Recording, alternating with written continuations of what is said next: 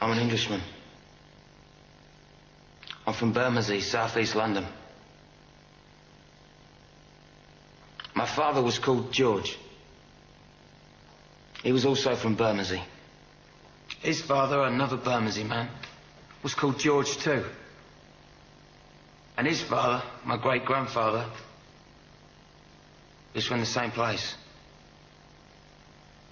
He was called Edward. These 3 generations of my family were in the fish trade. I'm the first member of my family not to work at the market in Billingsgate. My great-grandfather had 11 brothers and sisters. They all married, except one. They had 43 children. Of these, 37 married. And between them, they had a further 159 children. One of those was my father. I don't know exactly how many of his generation married or exactly how many children they produced. I've so far tracked over 200 of them. Many still live in Bermondsey. Some are still in the fish trade.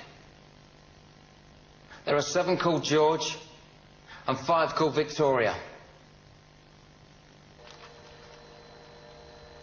I stand here in front of you as a representative of all of them. And I ask in their name the great question put by our patron, Mr. Power. What do they know of England who only England know?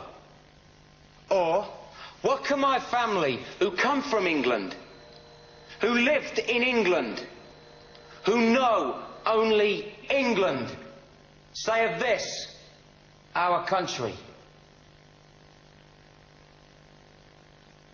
Mr. Power once spoke of the destruction of ancient Athens and the miraculous survival in the blackened ruins of that city of the sacred olive tree, the symbol of Greece, their country. And he also spoke of us, the English, at the heart of a vanished empire, seeming to find within ourselves, like one of our own oak trees, the sap rising from our ancient roots. And he said, perhaps after all, we, who have inhabited this island fortress for an unbroken 1,000 years, brought up, as he said, within the sound of English birdsong, under the English oak, in the English meadow, beneath the red cross of St. George, it is us who know most of England. And I appreciated him for saying that.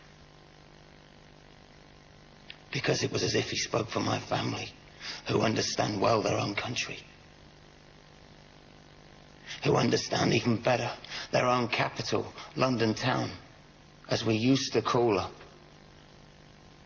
As we strolled in her parks, as we marvelled at her palaces, as we did business in the city, went west for a dance, took a boat on the river.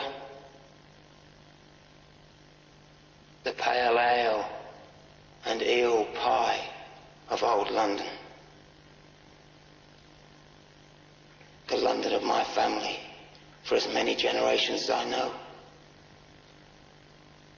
The London that within 15 years would be less than 50% white. London where in 15 years a white person will be in the minority. Am I racist? No. Do I have anything against people of other races? No. Would I prevent them from coming into my home? No. So what then is my gripe? My gripe. And I speak on behalf of 7 men called George and 5 women called Victoria. My gripe is quite simple. My My gripe is that we were never asked. My gripe is that we were told, not asked. And every day we are told again and again how we are to be and how our country is to be. We're told by them, and we know who they are. They're English too. They're the class that has always set themselves apart. They're the class that has always taken whatever they wanted for themselves. And now they are the class that is giving England away.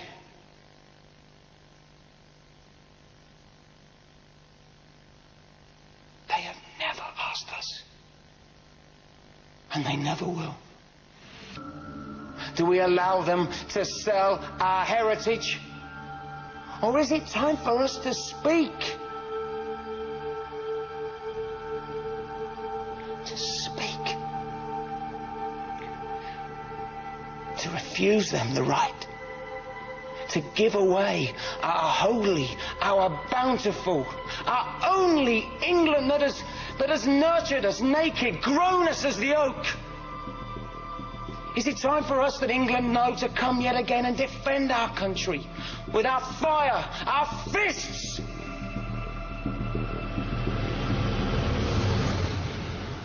Is it time for our sons to rise again?